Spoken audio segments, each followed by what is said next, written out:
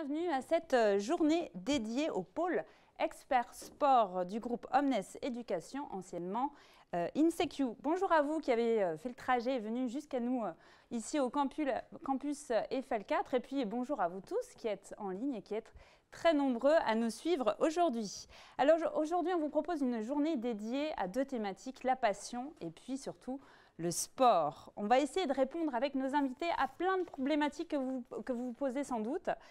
Quel métier existe dans le sport? Où sont les opportunités? Comment savoir si je suis fait pour travailler dans l'univers du sport? C'est une bonne question. Et puis surtout, quel parcours de formation je vais pouvoir faire pour faire carrière dans le sport? Et puis bien plus encore. On va évoquer tout ça, tous ces sujets avec des professionnels de l'univers du sport, avec des étudiants, avec des experts de l'orientation et puis bien sûr on va en parler avec le directeur du pôle expert sport, David Bouvier. Bonjour David, comment ça va? Très bien, ça va très bien. T'arrives pas en petite foulée sportive? Non, quand même, non. On fait l'échauffement pour l'instant. Oui, c'est ça. La première étape. Alors David, est-ce qu'on peut dire que tu es toi aussi un passionné de sport pour commencer? Ah oui, je suis passionné de sport depuis toujours. J'ai beaucoup pratiqué divers sports. Moi, je suis de la Savoie, donc on fait des sports outdoor.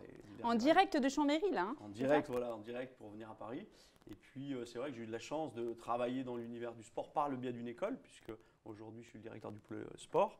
Et donc, c'est une chance pour moi d'évoluer quand même dans ce monde dont j'affectionne et puis de pouvoir faire un métier qui me passionne, qui est l'enseignement. Les deux, la passion voilà. Et le boulot. Tout à fait, exactement. Est-ce qu'on en profite? Est-ce que tu peux nous en dire un petit peu plus sur ce que c'est que le pôle expert sport? Oui, alors le pôle expert sport vient déjà d'une origine, c'est le CESNI que nous avons créé en 92. C'était l'idée de professionnaliser des sportifs de haut niveau, des skieurs, Florence Masnada entre autres qui était une championne. Et puis avec le temps, on a su se développer, on a su améliorer aussi nos formations, proposer de plus en plus de choses. Donc le pôle sport, c'est une expertise dans le domaine du marketing, du business du sport, l'événementiel, etc., qui permet d'avoir plusieurs formations, Bac+3, Bac+5, sur plusieurs écoles, INSEC Bachelor, INSEC MSI, Sub de Pub, Créa Genève, UM Monaco. Donc un champ d'expertise assez large qui va permettre à nos étudiants de trouver un emploi dans cet univers, qui est un univers difficile puisque il y a quand même un univers de cooptation, un univers de réseau. Donc c'est important que nous, on permette à ces jeunes, puisque notre ADN c'est l'employabilité, de demain trouver leur chemin et on aura plein de témoignages qui montrent qu'on n'y arrive pas trop mal, quoi. Exactement. Et en plus, je crois que tu n'es pas venu seul aujourd'hui, tu es venu avec deux autres passionnés de sport. Tout à fait. Est-ce que tu nous les présentes? Alors donc Julien Duprat, qui est le directeur des programmes sport, que j'accueille, passionné de foot, qui vient de l'univers du foot, et notre parrain, Pierre Niguet, qui est rédacteur en chef de Prime Video Amazon. Donc, bonjour Pierre. Alors, on va commencer par Pierre déjà, un petit peu. Quel est ton parcours? Qu'est-ce qui t'a amené micro? Pardon, ouais, c'est mieux peut-être. avec le micro. Hop. Alors l'idée, quel est ton parcours Pierre? Mon parcours, moi je suis grenoblois, Ouais. c'est plutôt une qualité. J'ai fait Sciences Po Grenoble avec un master journalisme à l'issue de mes 3 années de tronc commun à Sciences Po. Et ensuite j'ai rapidement eu la volonté d'être sur le terrain, donc de faire beaucoup de stages. J'ai intégré l'équipe TV en pige en 2008. Et ensuite, voilà, j'ai fait pas mal de piges sur Paris, pas mal de rédactions. Et puis j'ai été rapidement embauché à l'équipe TV qui a grandi, équipe 21, la chaîne Équipe. Donc voilà, rapidement à la télé, en présentation d'émissions ou en couverture sur site de matchs de foot. D'accord. Et aujourd'hui sur Prime, donc il y a une nouvelle aventure, Prime Amazon. Parce que tu es passionné de sport ou c'est plutôt le métier de journaliste? Qu'est-ce qui fait que tu continues dans cet univers? C'est forcément quelque chose qui a été très imbriqué. Ouais. On a envie d'être journaliste parce qu'on n'était pas assez bon pour être footballeur. Voilà, on aime le foot. Ensuite, j'ai eu la chance d'avoir les planètes qui s'alignent, on va dire. Et puis, c'est quelque chose d'effet boule de neige, quelque chose d'un cercle vertueux. D'avoir eu des connaissances dans le foot, d'avoir pu commencer à couvrir pas mal d'événements pour l'équipe. Et effectivement, après une belle expérience humaine à Mediapro, moins belle sur le plan de la réussite du business, mais Prime Video, voilà, qui vient de reprendre les droits de la Ligue 1 et qui s'est constitué très rapidement, on en reparlera peut-être, mais voilà, en quelques jours. Et pour l'instant, ça se passe très bien. Ça se passe très bien. Donc passionné de foot alors?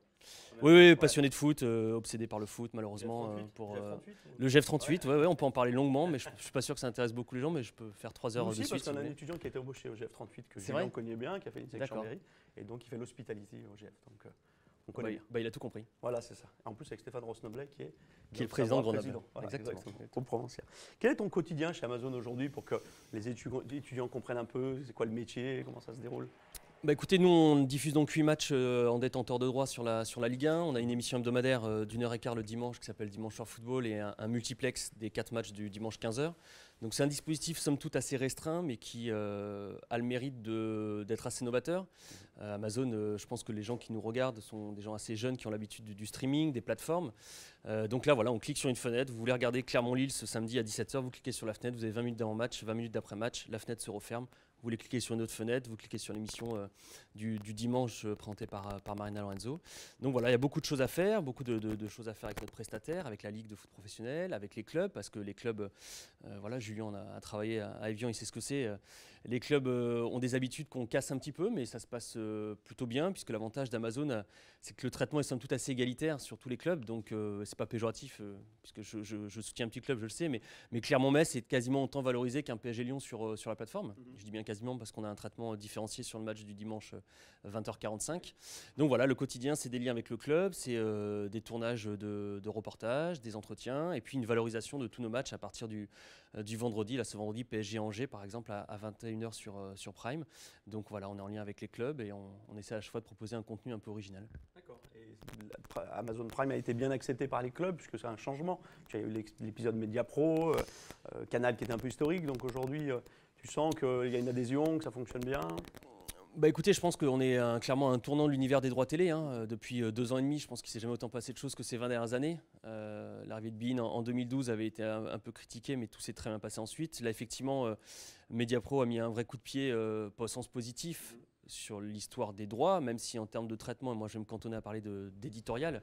Je pense que ce qu'on faisait sur Mediapro était plutôt bien perçu par les clubs, avec là aussi quelques idées originales, un traitement très foot. Je pense que Mediapro, et je vais surtout parler de Prime Video, on parle de foot, on parle de ballon. On analyse, on a des consultants qui sont là pour ça. Le plus illustre, c'est évidemment l'arrivée de Thierry Henry qui a été, je pense, très bien perçu par le milieu. Et c'est un bonheur de travailler avec Thierry qui vit à Londres mais qui s'investit énormément. Mais très bon commentateur en plus.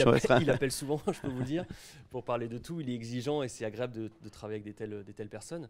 Donc c'est plutôt bien accueilli, je pense. Je vous dis, il y a une question d'adaptation aux besoins du terrain.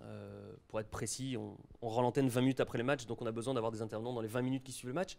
Ce qui change un petit peu. Les entraîneurs ont souvent tendance à prendre leurs joueurs, à faire un débrief avant de les ressortir pour les médias. Donc c'est des adaptations, mais je pense que les clubs ont compris qu'ils avaient besoin de l'argent d'Amazon. Et nous, Amazon, on a compris qu'on avait besoin d'avoir l'adhésion des clubs. Et pour le moment, on est quand même un espace-temps réduit. On existe depuis fin juillet. Ça s'est fait vite, je rappelle, ouais. Ça s'est fait très très vite. Je trouve que le chemin se passe bien et tout le monde avance dans la même direction. Super. Pourquoi tu as décidé d'être parrain de ce premier événement, on va dire sport, pour l'expert sport de Omnes Éducation? Mais parce que malheureusement je vieillis. Ouais. Et j'ai 35 ans et je me souviens quand j'en avais une petite vingtaine, à Sciences Po, les intervenants, j'ai toujours trouvé que c'était quelque chose d'important. Alors ça fait peut-être un peu vieux con de le dire, mais je pense qu'on a besoin quand même de dire aux plus jeunes qui nous regardent, enfin moi je sais que j'axe toujours les conseils sur il faut manger du terrain très vite, il faut de plus en plus tôt, je maîtrise moins que vous les arcanes de l'éducation, mais de plus en plus tôt on invite les jeunes à se positionner. Je crois qu'il y a des lycéens qui nous écoutent. Waouh, à 16 ans, 17 ans, de savoir si on doit déjà choisir quelle filière. Donc il faut, je pense, le plus avoir les cartes en main. Donc voilà, si à mon tout petit niveau, je peux pas provoquer des déclics, ce serait prétentieux, mais en tout cas donner des conseils. Et voilà, faites des stages, allez à la rencontre des professionnels, parlez aux gens, testez, trompez-vous. Mais il faut le faire. Il faut sortir des bancs ou des belles salles comme celle-là et aller se confronter à la réalité.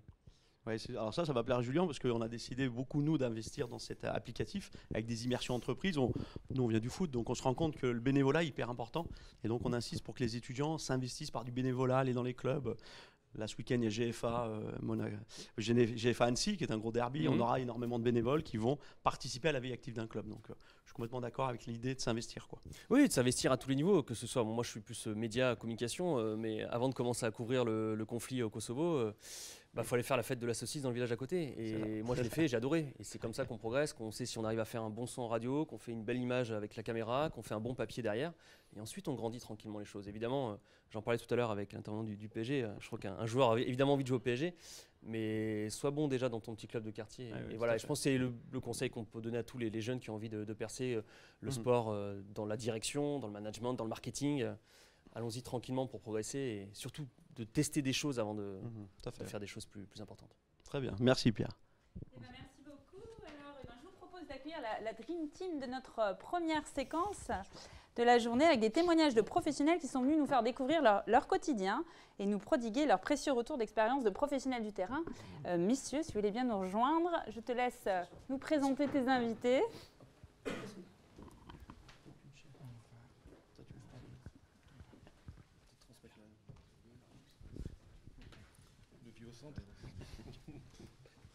Bienvenue. Merci. Bonjour. Alors merci à toutes et à tous d'être présents avec nous aujourd'hui. On a en plus de notre parrain de la journée 3 professionnels qui sont avec nous. Et une particularité, c'est que 2 d'entre eux sont des diplômés de ce qu'on appelait avant l'ancien INSEC en l'occurrence. Je propose tout d'abord à Pierre Arsens de se présenter. Tu as été longtemps à la direction générale notamment d'Adidas. Tu dirige une belle agence de marketing sportif, tu es membre d'un board d'un très gros centre de salle de sport. Je crois qu'il y a d'autres choses à dire sur ton parcours. Pierre, est-ce que tu pourrais le détailler davantage? Merci pour la présentation, mais effectivement j'ai 61 ans et ça fait quelques années que je suis dans l'univers du sport. Je racontais à mes amis que j'avais un 12 juillet 98 mis Zidane sur l'Arc de Triomphe, puisque j'étais le patron d'Adidas pour tout le projet Coupe du Monde en 98, qui a été un vrai tournant dans le monde du sport, parce qu'on s'est aperçu qu'un événement pouvait générer des revenus. Donc c'est ce qu'on a appelé des business units. Et après, il y a eu une course et une guerre effrénée entre les équipementiers pour acquérir les droits de sponsoriser les grands événements ou les grands clubs. Donc on est rentré dans un système plutôt américain de licence, qui fait la croissance des marques sur le sujet. Ensuite, j'ai eu la chance de rencontrer le Qatar avant qu'il soit hôte de la Coupe du Monde et propriétaire du PSG. Donc j'ai travaillé avec eux pendant 5 ans sur le développement d'une marque qui était Burda. Et donc j'ai été de l'autre côté sur une marque Challenger, mais avec des idées de start-up. Et donc, on a développé ça. Ensuite, j'ai refondé la plus vieille marque française qui est Hungaria.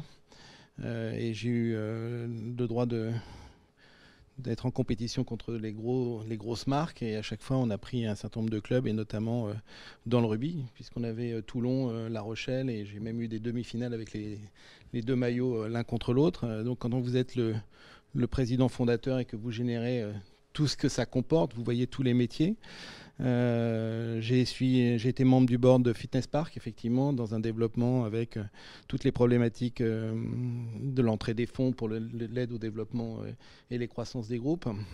Et aujourd'hui, je suis associé sur une agence de sport marketing où l'entrée du digital et des droits télé digitaux sont assez importants et sont une des marques de développement en dehors des grands de Prime et de Bing ou de Canal. On travaille avec une société qui s'appelle Fox Sport et on a les droits digitaux de la Nationale 2 et la Nationale 3 en football. On négocie avec la Fédération française de rugby pour les droits de la Nationale et de l'élite 1 féminin. Et donc il y a tout un champ de possibilités qui s'ouvre avec la digitalisation et je pense que c'est assez important. J'ai mon fils qui est membre en tant qu'étudiant du groupe Omnes et puis je donne des cours dans le cadre de l'enseigne. Donc voilà, donc il y a plein de choses à faire et il y a plein de choses à dire sur tous les métiers. Donc je suis à votre écoute. On y reviendra. Merci Pierre pour cette présentation. Maxime, tu es un peu chez toi aussi. Ouais. Ici, tu connais bien. Est-ce que tu peux te présenter, Effectivement, Maxime? du coup, Julien, tu l'as dit, j'ai fait l'INSEC en 2011, de 2011 à 2015.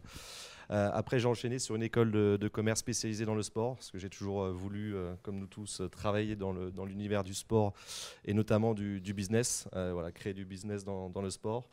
Et je suis rentré en tant que stagiaire au Paris Saint-Germain en 2016 et maintenant du coup je suis responsable avec une équipe derrière moi sur toute la partie événementielle en dehors des matchs. Donc vous connaissez tous les matchs au parc, mais on essaye maintenant de créer, de développer du business en dehors de nos matchs, dans nos salons VIP. On en parlait avec Pierre, qui sont très intéressants, très beaux. Julien, tu les connais aussi. Il y a beaucoup de choses à faire. C'est tout nouveau parce qu'on ne le faisait pas ou très peu, ou alors pour nos sponsors. Et donc l'idée maintenant, c'est de développer cette activité, de faire des événements tous les jours en dehors de nos matchs, que ça soit des événements B2B, mais aussi des visites grand public, venir en famille, etc., au parc comme dans les grands stades. On est encore en retard là-dessus. Et des concerts qu'on va très certainement reprendre en 2022. Et on va passer la parole à Adrien. Adrien qui est aussi un ancien étudiant de nos programmes et qui travaille maintenant à Sport5. Est-ce que tu peux te présenter, Adrien ? Alors oui, moi j'ai commencé à l'ESCE, qui était une école du groupe INSEC aussi, avec un master entrepreneuriat, donc plutôt sur le développement commercial. Je suis rentré en stage de fin d'études à l'OL, mais côté Sport5, parce que l'OL est un club Sport5 qui est géré en exclusivité par l'agence. Et je suis rentré à l'INSEC pour un master SP, donc toujours en alternance côté OL Sport5, donc avec Julien, pour enfin rejoindre le siège de Sport5 donc à Paris, pour travailler sur des sujets un peu plus internationaux et nationaux, pas que côté OL, donc il y a 1 an et demi. Et au quotidien, alors ton métier, Adrien, quel est-il? Qu'est-ce que tu fais tous les jours? C'est des questions que peuvent se poser des étudiants, des futurs étudiants qui ne connaissent pas encore parfaitement l'environnement des métiers du management du sport. Alors moi j'ai un métier qui est très peu évoqué dans les écoles de commerce, je suis commercial, c'est un mot qui peut faire peur, je connaissais très peu aussi. Mon métier c'est de rencontrer des marques, des annonceurs et de les convaincre que le sponsoring peut être un levier marketing au même titre que la publicité TV, qu'une stratégie SEO, SIA, etc. Sauf qu'on va avoir de l'émotion là-dessus. Notre métier c'est de les conseiller, de les recommander dans leur stratégie de sponsoring. L'idée c'est pas de dire écoutez allez sur tel club ou telle fédération, tel sport parce que vous aimez bien. Mais en fonction des enjeux et des facteurs clés de réussite, on va leur faire nos recommandations pour intégrer l'écosystème du sport. Et vous, Pierre, quel est votre quotidien, à part ce que vous nous avez présenté? Qu'est-ce que vous faites tous les jours? Quelle société vous accompagnez durant vos différentes activités? Tous les jours, on a une variété d'actions. On est dans un métier où on doit rentrer de l'argent. Donc le mot commercial est un mot que je connais depuis que j'ai quitté les bancs de l'école. Parce qu'en fin de compte, quel que soit le job dans lequel on fait, y compris dans la télé, il y a un moment donné où les revenus doivent compenser les dépenses. Donc s'il n'y a pas de commercial, ça va être un peu compliqué. Ensuite, on a, avec l'expérience et le parcours que j'ai eu, je suis monté en grade. Et donc on est de plus en plus sur des notions de stratégie et de conseil avec les entreprises. Donc effectivement, on est plus en contact avec des dirigeants et des directeurs généraux sur des mises en place sur le hors-média ou sur leur activité de pénétration sur l'écosystème du sport. Et après, il y a également toute la partie communication, information et management. Et dans ce management, il y a la formation, la réception des stagiaires, intégrer les stagiaires pour qu'ils qu'on puisse leur proposer des CDD ou des CDI. Et je pense que c'est une des choses qui est assez valorisante dans l'univers, c'est qu'on rencontre des gens passionnés. Mais il ne faut pas confondre une chose, c'est pas parce qu'on aime le sport qu'on est bon dans le sport. Et c'est pas parce qu'on est un sportif qu'on devient un bon manager dans l'univers de l'écosystème du sport. Donc c'est un plus d'aimer le sport, mais dans l'univers du sport, c'est d'abord la compétence technique qui va primer. Donc je mets en garde, entre guillemets, ceux qui veulent faire une filière dans le sport. Il y a le fait d'aimer le sport et de s'y connaître, c'est un plus. Mais il y a après les compétences, on va dire, d'ordre plus général, qui sont effectivement extrêmement très importantes. Et un petit mot, parce que je rejoins sur ce qu'a dit Adrien, mais le choix des stages est extrêmement important, voire fondamental. C'est-à-dire qu'à partir du moment où vous ne sortez pas d'une école qui est dans le Big Five, que ce soit aux États-Unis ou en Europe, vous allez devoir valoriser votre parcours par votre expérience personnelle. Parce que l'éducation et le diplôme que vous allez avoir ne sera pas suffisant pour être un blanc-seing, pour avoir accès à des jobs en question. Donc si vous faites Polytechnique ou l'ENA, vous avez a priori un parcours assez fléché. Et sur certaines écoles de commerce européennes ou internationales aux États-Unis notamment, vous avez aussi un parcours plus ou moins fléché parce que le BDE fait en sorte que vous trouviez les dérivés. quand vous avez des écoles qui, on va dire, plus challenger, la personnalité est extrêmement importante. Moi, j'ai fait le BS, mais au même titre que celui que Jacques-Antoine Granjon, qui est le président de VP, et d'autres, ou le président d'Avas Publicité. Donc, on est un certain nombre à avoir sorti notre épine du pied, tout en partant d'une école qui n'avait pas un quota ou un aura absolument déterminant. Mais du coup, on s'est battu et on a exprimé une personnalité. Donc, l'idée, c'est de trouver les bons stages, d'écouter, d'être fiable, et ensuite de développer des points de différenciation qui font que vous sortez du lot. Mais si vous sortez d'abord les points de différenciation, que vous n'êtes pas fiable et que vous n'avez pas les bases, là, ça peut être un peu compliqué. Donc effectivement, tout le monde n'est pas Bill Gates. Et quand on reprend les stagiaires, on les remet dans un schéma normal, avec un apprentissage. Mais c'est assez marrant, c'est comme dans les cours.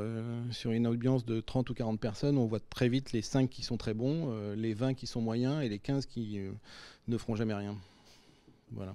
Il y a un fil rouge à ce que vous avez dit et ce qu'a dit Adrien, c'est le développement commercial. Et ça va me permettre de rebondir sur Maxime qui travaille au Paris Saint-Germain, ce qui se fait très clairement de mieux dans le football français.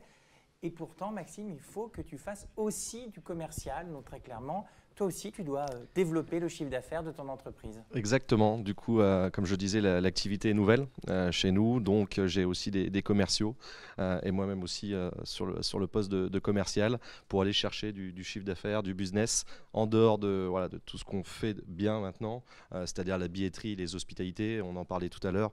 Le stade est plein, etc. On essaye de trouver de nouvelles idées et notamment sur la partie hors match et la semaine pour faire des beaux événements.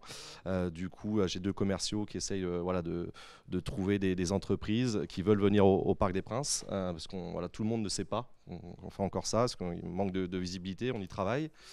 Donc voilà, et j'en fais partie et tout le chiffre d'affaires à développer. Et quel métier tu as vu émerger, toi, très clairement, depuis que tu es au Paris Saint-Germain? Est-ce qu'il y a une évolution des secteurs d'activité dans le club? Ouais, il y a beaucoup de métiers. On est 350 maintenant en tant que salariés business. 800 dans tout le club avec le sportif, mais 350, donc c'est une entreprise classique, une grosse entreprise. Donc maintenant, il y a énormément de commerciaux sur la partie billetterie, sur la partie hospitalité.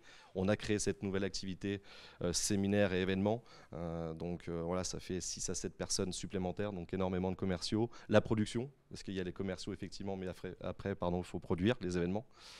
Donc un métier aussi intéressant. J'ai 2 personnes sur cette partie qui accompagnent le client le jour J pour toutes les questions, etc. Et pour créer un bel événement pour que le client puisse en parler, mais aussi revenir et faire des événements ou venir à des matchs. Donc voilà, il y a la partie aussi comptabilité, RH qui augmente de plus en plus. Une vraie entreprise. Une vraie entreprise, le sponsoring aussi, avec l'arrivée de Marc Armstrong qui a fait évoluer aussi toute cette partie. On a des très gros sponsors qui viennent naturellement, mais aussi il faut aller les chercher. Donc voilà, énormément de nouveaux métiers et notamment aussi la partie commerciale. Pour rebondir sur ce que tu as dit à la fin, il faut aussi aller les chercher. Donc aussi au Paris Saint-Germain, on doit se positionner dans la peau du chasseur. Il faut aussi, alors sur la partie foot, non, très clairement, surtout après l'arrivée de Messi. Donc les commerciaux là, ils recevaient énormément d'appels et ils en reçoivent encore. Mais le stade fait que 48 000 places et 5 000 clients hospi. Mais sur la partie événements, etc., concerts, même les concerts, les artistes sont habitués au Stade de France ou à toutes les arénas de Paris. Et le Parc des Princes, ça fait longtemps, c'est 2009, je crois, le dernier concert au parc. Donc il faut aller quand même chercher toutes ces entreprises-là, les écoles aussi. On accueille dont l'INSEC qui est venu récemment au Parc des Princes. Donc il y a encore pas mal de chemin à faire et surtout la visibilité de savoir qu'au parc, on peut faire des beaux événements aussi en dehors d'un match. Adrien, toi, depuis que tu es chez Sport5, d'abord à l'OL, puis ensuite c'est pleinement intégré au siège, est-ce que tu as vu certaines technicités métiers qui ont déjà évolué, une appétence plus importante pour certains secteurs dans ton métier? Ouais, bien sûr, j'en ai pas parlé juste avant, mais l'e-sport fait partie, nous, intégrante du business model de Sport5. On a créé une business unit depuis 5 ans dessus et on représente notamment Riot Games sur la partie Europe et française, donc l'e-sport sans hésiter. Après, bien sûr, il y a des secteurs qui émergent de plus en plus. On voit beaucoup de blockchain, des NFT, Il y a notamment les secteurs auto en ligne, on a vu Auto Hero, PSG ou d'autres. Enfin, voilà, il y a des secteurs qui émergent de plus en plus et c'est par cycle. Donc c'est les principales technicités qui ont évolué depuis que je suis arrivé. Ouais. J'aimerais poser une question à Pierre Niguet, qui est notre parrain. Tu as dit tout à l'heure qu'avant de couvrir un conflit au Kosovo, il faut savoir suivre la fête de la saucisse. Est-ce que pour toi, l'importance de la première expérience, on ne devient pas évidemment directement directeur général de Adidas ou à la direction du Paris Saint-Germain ou d'une structure. Toi, c'est un mot que tu as envie de faire passer aujourd'hui? Oui, bah, Pierre le disait sur l'importance des stages. Moi, j'irais un petit peu plus loin sur l'importance de se tromper aussi. Et je pense qu'en disant ça, ça permet aussi peut-être de rassurer celles et ceux qui nous regardent. On a le droit de se tromper aussi entre 18 et 22, 23 ans sur ce qu'on fait. Et se tromper, c'est aussi choisir, c'est savoir ce qu'on n'a plus envie de faire. Et parfois, c'est compliqué de savoir ce qu'on veut faire et c'est compliqué de savoir ce qu'on n'a plus envie de faire. Et moi, je le dis souvent aussi dans le secteur qui me concerne, à savoir le journalisme. On a le droit de ne pas vouloir être à l'antenne, on a le droit de ne pas vouloir être derrière une caméra, on a le droit de ne pas vouloir faire du terrain. Voilà, c'est important de tester pour ensuite affiner les choses. Et puis, je pense que tous les quatre, on montre aussi, Dieu sait que ce n'est pas prétentieux, mais on montre aussi qu'on a eu des expériences qui nous ont permis de faire aujourd'hui quelque chose qu'on aime tous les quatre. Donc, allez faire des stages, appelez les professionnels pour faire des stages, pour toucher la réalité du terrain. Le plus important, c'est de maîtriser la réalité du terrain et maîtriser le marché dans lequel on évolue. Je pense qu'aujourd'hui, il y a des choses qui émergent. Je pense que le secteur d'Adrien est quelque chose qui émerge beaucoup. Il y en a d'autres qui se referment un petit peu. Il faut avoir conscience de la réalité du marché pour ne pas se tromper forcément dans la voie qu'on a envie de choisir par la suite. On va passer la parole à l'autre Pierre, celui qui est à ta gauche, le plus expérimenté, on dira. Pierre, tu as un peu dressé des profils, on va dire, globaux d'étudiants que tu as en cours, parce que je sais que tu enseignes dans les programmes que je dirige. Est-ce que pour toi, il y a un profil idéal, très clairement, d'étudiants qui pourraient travailler dans le sport management? Et plus généralement, est-ce que la curiosité de tous les sports et de l'univers du marketing sportif sont importants, et pas que le foot, en réalité, qui attire véritablement l'ensemble des regards, mais il n'y a pas que ça. Non, mais le foot aujourd'hui est un phare qui polarise l'attention de tout le monde et qui capte notamment beaucoup des ressources financières des marques et des télévisions et d'un certain nombre de choses. Pour parler globalement du sport et de l'écosystème du sport, il est extrêmement large. Parce que c'est aujourd'hui plus, on parle de sport entertainment, donc c'est une industrie globale qui va de la captation des images à la livraison, à la production d'événements, de produits dérivés, de merchandising. Parce qu'en fin de compte, le sport, les grandes entités deviennent des marques. Et donc il y a ce développement de marques. Et aujourd'hui, vous retrouvez à la tête de grands groupes qui sont dans l'écosystème du sport, des gens qui viennent de chez Procter, de chez Heineken, de chez L'Oréal, parce qu'il y a une culture de la marque qui est extrêmement forte. Aujourd'hui, dans le sport, il faut...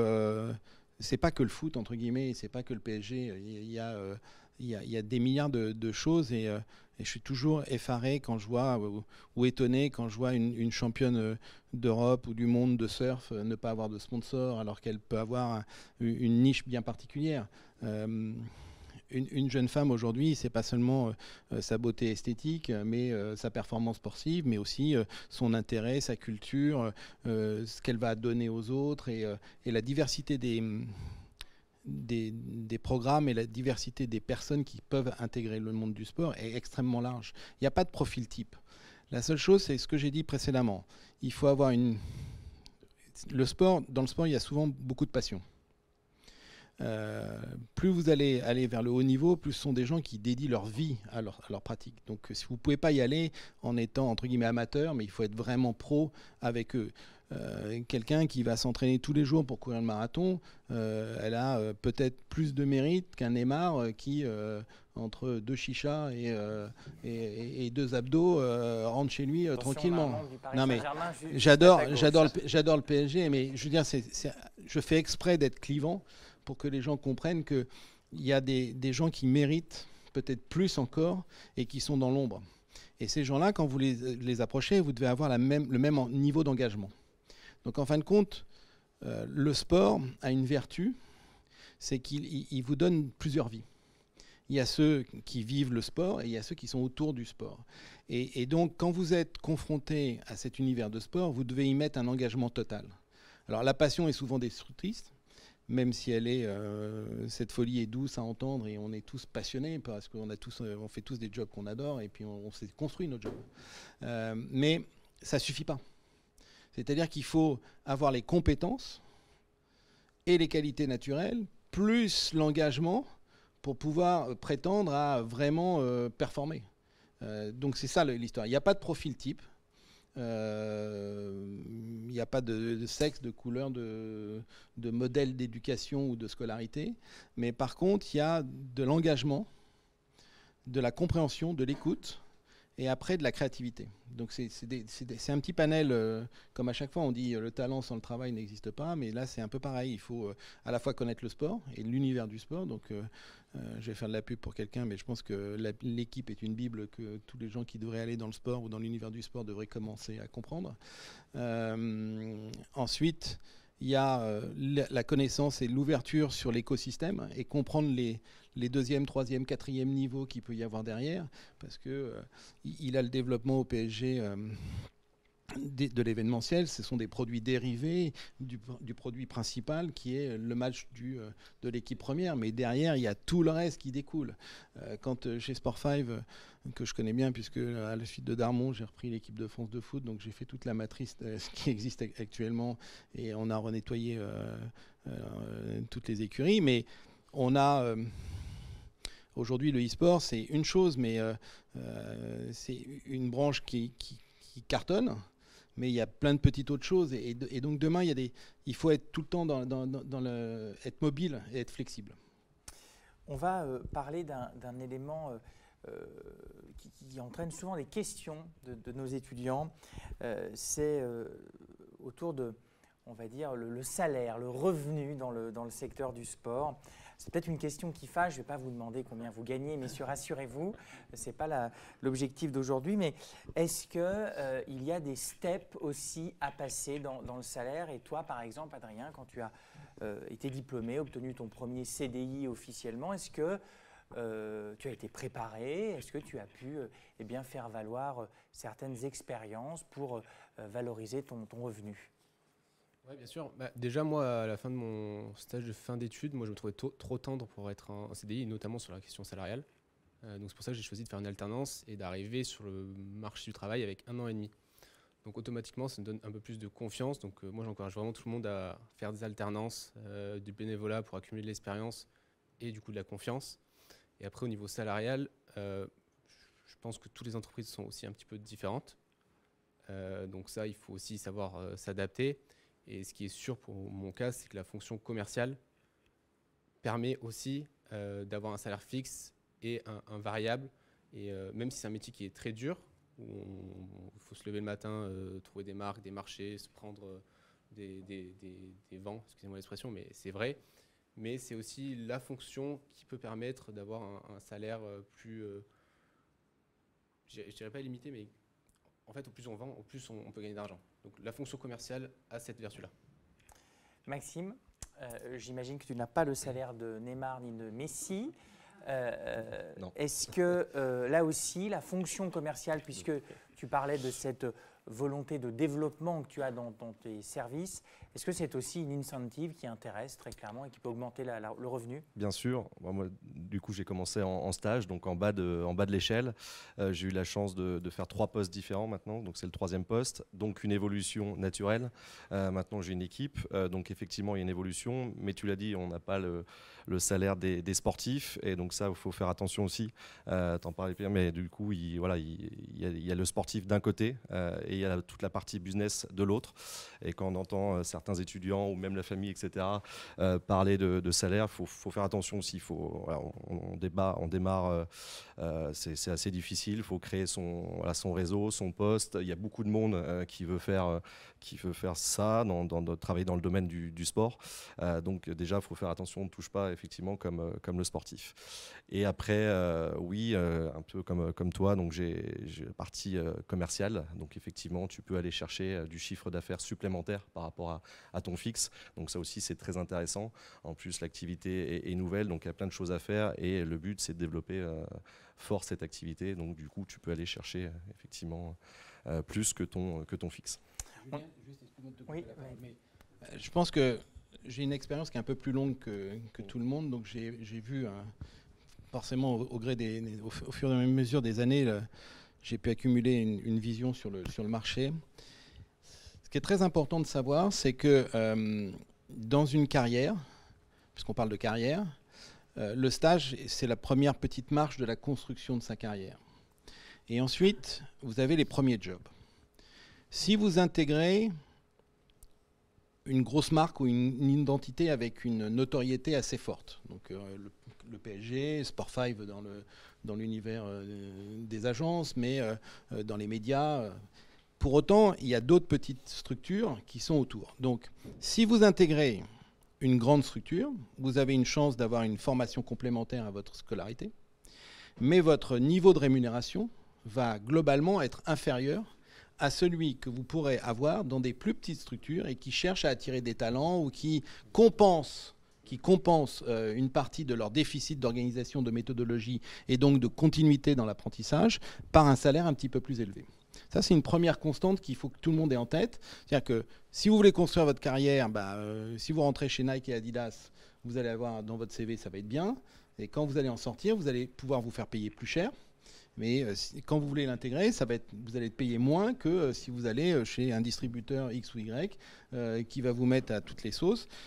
Mais c'est une question de choix. D'où l'importance de connaître l'écosystème. D'où l'importance de connaître l'écosystème. La deuxième chose qui est toujours constante, c'est comme ils l'ont très bien dit, c'est que quand on est sur la partie commerciale, il y a une part variable des revenus qui est associée à la performance. Si vous n'êtes pas sur une partie qui amène des nouvelles ressources à l'entreprise, vous êtes donc en train de vivre, entre guillemets, sur la bête. Et donc là, on a tendance à vous dire, tu ne rapportes pas d'argent, donc on te donne tel salaire. Alors, tu es plus ou moins bien coté, tu as plus ou moins de talent, tu es plus ou moins bien évalué dans ton métier de base, mais tu n'es pas celui vers lequel on va vraiment pousser pour faire payer. Donc, ou tu as un talent extraordinaire, et j'en doute pas que Pierre, quand il a été sollicité, faisait partie d'un casting, et donc il a pu négocier son approche salariale d'une meilleure façon que s'il avait tapé à la porte et qu'il voulait passer son CV. Parce que là, c'est ce qu'on appelle les chasseurs de tête, et quand ils viennent vous chercher, généralement, vous avez 50, 25, 50%, voire 100% de salaire en plus.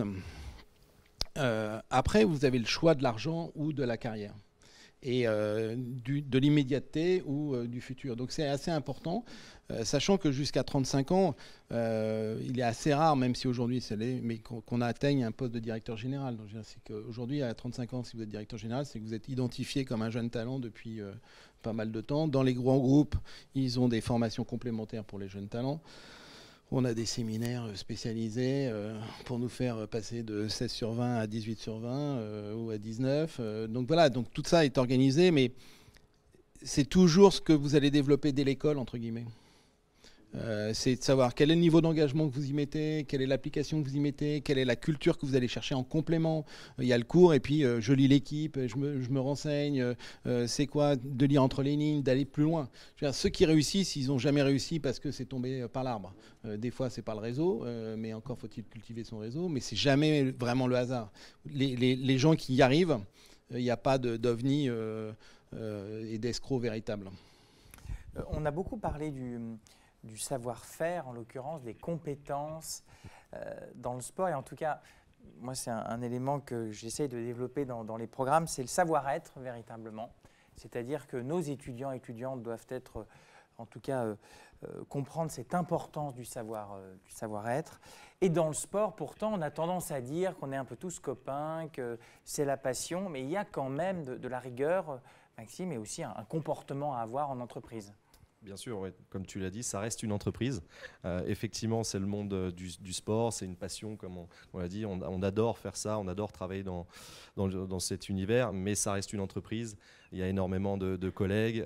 Donc nous, on est 350, mais après, il y a tout l'écosystème dont on parlait. Donc il y a tous nos prestataires, il y a le monde du journalisme aussi. Donc voilà, il faut vraiment un savoir-être très important. Voilà, et savoir écouter aussi, prendre son temps. On en parlait donc, notamment sur le plan salarial, mais aussi avec les collègues et avec tous les prestataires, prendre son temps et faire step by step. Mais ouais, le savoir-être est très très important, de ne pas griller les étapes. Moi je parle du Paris Saint-Germain, c'est pas parce qu'on arrive au Paris Saint-Germain qu'on a tous les droits. Il y a des choses à respecter, il y a des gens à respecter, même si on travaille avec des prestataires ou des journalistes, etc. Voilà, il y a un savoir-être qui est très très important, et c'est vrai que certains se grillent les ailes tout de suite, et notamment dans les grandes structures, parce que voilà, on a une dimension maintenant internationale, on est une grande marque, mais il faut rester... faut faire très attention à ne pas rentrer dans ce système-là, et on le paye. Et comme tu dis, il n'y a pas de fumée sans feu, donc effectivement, il n'y a pas d'escroc.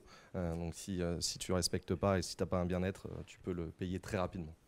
Tu as un autre point extrêmement important, c'est que j'ai eu à recruter pas mal de gens dans ma vie. Et en fin de compte, au moment où la porte s'ouvre et la personne vient vers moi, il se passe à peu près 30 secondes.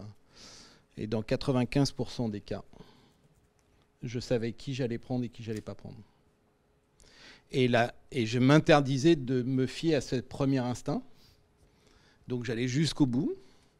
Et au même titre que quand je prends une copie, je m'interdis de dire tiens, celui-là il va avoir 3 et celui-là il a 18, mais rien qu'à la façon dont c'est organisé, présenté, structuré, on sait s'ils ont compris ou pas. Et en fin de compte, une des choses, c'est que le comportement est une des conséquences de la compréhension des enjeux et de la situation. La poignée de main, la façon dont on est habillé, la façon dont on regarde, la façon dont on se comporte, l'humilité qu'on a ou l'ambition qu'on a, tout en la maîtrisant, tout ça, ça fait partie d'un comportement, surtout sur les premières années, puisqu'on ne peut pas le juger sur des compétences et sur des résultats concrets. Donc on se fie à un espèce d'instinct. Et donc le bien-être, la présentation, elle est fondamentale. Mais on est sans tomber dans le superficiel. C'est-à-dire qu'un bon fond mal présenté, c'est une galère. Un mauvais fond avec une super présentation, c'est juste du blabla. Et donc c'est la combinaison des deux. Et ça c'est une chose qui m'a étonné. Moi, j'avais des bureaux à un moment donné en banlieue parisienne, vers Gonesse. Et donc, j'essayais d'employer des gens qui étaient issus de cet univers, de cet écosystème, pour pouvoir donner une chance et surtout au niveau de mon équipe, intégrer et pas seulement avoir des gens qui sortaient d'écoles de commerce, de bonnes familles et autres. Donc, pour justement renforcer la pluridisciplinarité, le multiculturalisme, pour que ça soit vraiment intéressant. Et ben, des fois, j'étais obligé de leur dire, des gens qui étaient intelligents, mais de la façon dont tu parles, même pas en rêve, on va t'embaucher. La façon dont tu arrives habillé, même pas en rêve. Dès le départ, c'est des rejets. Donc, c'est le bien-être et la façon de... Il y a le faire savoir et le savoir-faire. Et donc ça, on ne peut pas dissocier les deux, parce qu'en fin de compte, si vous voulez réussir, si Pierre ne sait pas se tenir sur un plateau de télé, même s'il a un grand talent journalistique, il ne passera pas. Je veux dire, c'est une combinaison de ses qualités naturelles et de ses compétences. Après, il y a du management, après, il y a les bonnes opportunités, être là au bon moment pour grandir. Mais dès le départ, surtout un étudiant, il doit savoir se vendre. Parce qu'on vend pour une marque, mais on se vend d'abord soi-même. Et quand on va chercher des clients, la première personne qu'on va vendre, c'est d'abord soi. Et dans le sport, la notion de relations humaines est extrêmement importante, parce que justement, il y a une sorte de convivialité. Mais il y a aussi des barrières. Alors les anecdotes, c'est que quand vous rentrez dans un grand groupe, il y a des séminaires, et puis ça picole un peu.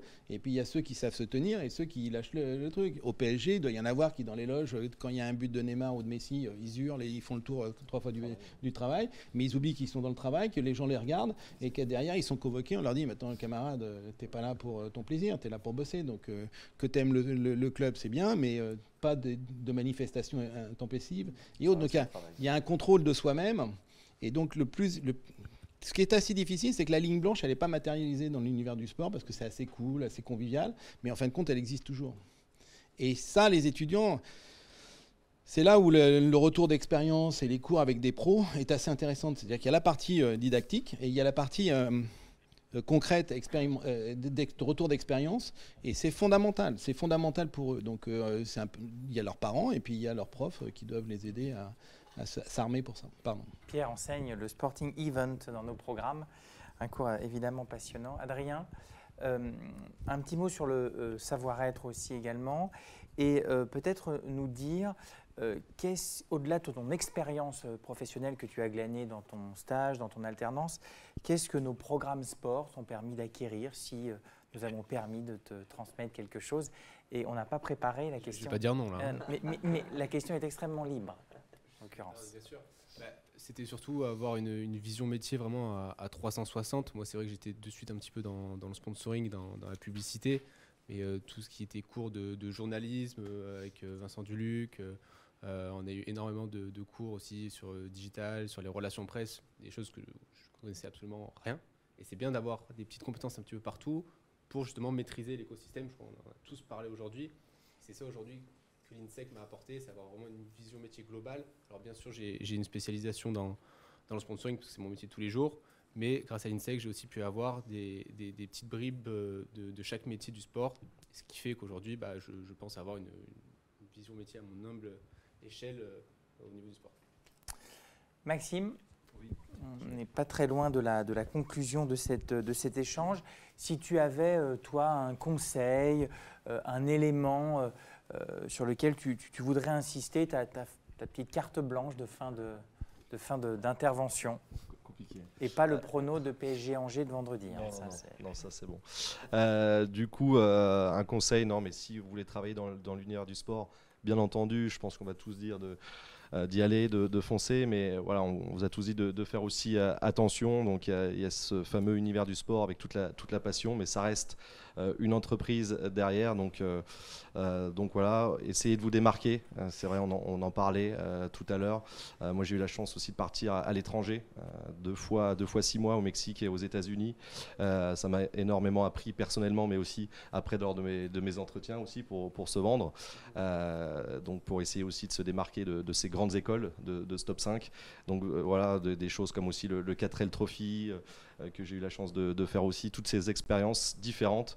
Donc il y a travailler dans le sport aussi et d'avoir des profs, des pros dans cet univers, mais aussi l'expérience que vous pouvez avoir le week-end ou en bénévolat, dans des assos le week-end, dans le foot, mais ailleurs. Effectivement, il n'y a pas que des grands groupes, il n'y a pas que le PSG, il n'y a pas que Nike, il n'y a pas que Adidas, il y a plein de petites agences qui travaillent très bien, et après vous aurez l'opportunité de peut-être rentrer dans un grand groupe, mais il n'y a pas que le Paris Saint-Germain, que l'équipe, que Nike et que Adidas. Donc faites attention aussi là-dessus, parce qu'il y a énormément de demandes, mais il y a plein de choses aussi à côté, et ça peut être aussi très intéressant, très formateur de travailler dans une agence aussi. Voilà. Si je peux juste ajouter quelque chose, Pierre l'a dit tout à l'heure, mais c'est très important de savoir ce qu'on ne veut pas faire avant de savoir ce qu'on veut faire. C'est toujours compliqué de savoir ce qu'on veut faire, surtout quand en études 18, 20, 25 ans, ou même certains 30 ans, ils ne savent pas ce qu'ils veulent faire. Mais savoir ce qu'on ne veut pas faire, c'est hyper important. Et pour ça, je pense que c'est aussi d'échanger avec les pros. Je pense qu'on reçoit tous énormément de sollicitations sur LinkedIn, par mail, etc. pour des demandes de stage. Mais quand on ne connaît pas quelqu'un et qu'on nous demande juste un stage, c'est compliqué de répondre, parce qu'il y a plus de demandes que d'offres. Moi, si j'ai un conseil, essayez juste d'échanger et de poser des questions. Et moi, je dis toujours oui. Enfin, j'essaie au maximum de dire oui sur les échanges, plutôt quand on me demande un stage, où souvent je n'ai pas le pouvoir de toute façon, d'échanger, de poser des questions, même qui peuvent paraître bêtes. Mais au moins, on sait ce qu'on ne veut pas faire avant de savoir ce qu'on veut faire. Et ça, je pense que c'est vraiment important aussi. Pierre, j'ai un conseil. Un conseil, un mot de la fin avant que notre parrain puisse donner le sien. Je pense que je vais rejoindre ce qu'il a pu dire juste avant. C'est c'est l'engagement.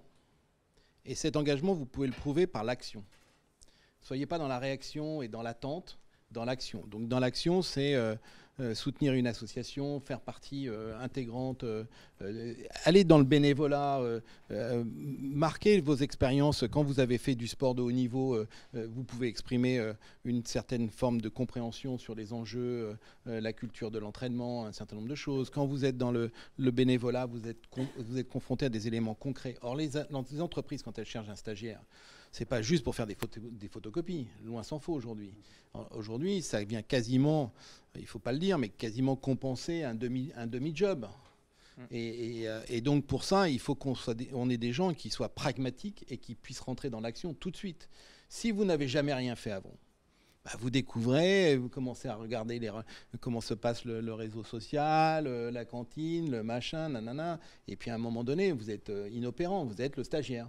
Alors que si vous arrivez dans un mode d'action, parce que vous l'avez déjà pratiqué, vous avez déjà mis les mains dans le cambouis, vous êtes, quelle que soit l'activité que vous avez pu avoir, que ce soit au niveau d'un BDE, au niveau de l'organisation de soirées, au niveau d'une course d'étudiants, de voyage entre copains, le fait que vous rentriez dans cette action, même en termes microscopiques, fait que vous avez des réflexes qui sont les bons réflexes. Voilà. Donc action et pas réaction.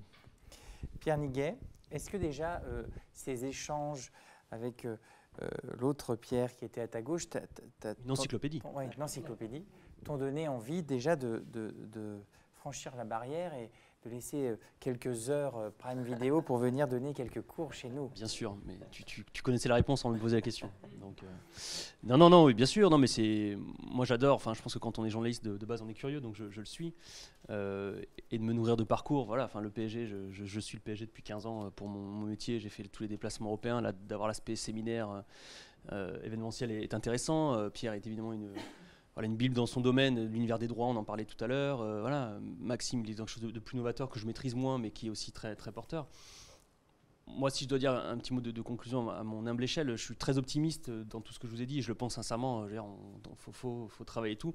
Je terminerai peut-être avec un conseil un peu plus cynique, mais il faut faire attention dans l'univers du sport, je pense, à pas se laisser parasiter par le stress et les paillettes. Voilà. Peut-être que c'est important de le rappeler, mais je pense quand Maxime croise Messi au camp des loges, quand Pierre met Zidane à l'Arc de Triomphe, quand moi j'ai eu la chance de faire des Coupes du Monde sur site, d'interviewer de Ronaldo, Messi au Ballon d'Or, tout ça. Il faut faire attention à bien se positionner, et moi j'en parle en connaissance de cause parce que je suis dans un milieu un peu différent de vous d'image devant les caméras. Voilà, quand on présente une émission, j'ai vu des gens, la première fois où tu signes un autographe dans le métro, il y a des gens qui perdent un peu la boule. Et en fait, je pense que c'est aussi important de garder cela. Le sport est vecteur de rêve. Il faut faire attention, nous, à rester à la bonne place, à la bonne échelle, à profiter, mais à pas non plus être trop la tête dans les étoiles, parce que je pense que la chute serait brutale. Voilà, pardon pour cette fin un peu, moins optimiste, mais je pense que c'est vraiment important de le rappeler, parce que le sport, par essence, véhicule tellement de passion, de strass, de paillettes, d'environnement, et nous, on n'est pas Messi, il faut rester à notre place, quoi. Super, merci beaucoup, messieurs. J'en ai profité pour réviser un petit peu mon vocabulaire sportif. J'ai entendu se démarquer, j'ai entendu s'engager, aller sur le terrain. Finalement, voilà, vous êtes des bons symboles de cet écosystème, et puis aussi du côté professionnel qu'il y a derrière. Donc c'est vrai que c'est plein d'inspiration, je pense, pour tous les jeunes qui nous suivent aujourd'hui. Merci beaucoup, c'était très riche et absolument passionnant. Et après cette jolie brochette d'hommes, je vous propose d'accueillir une femme. Merci beaucoup.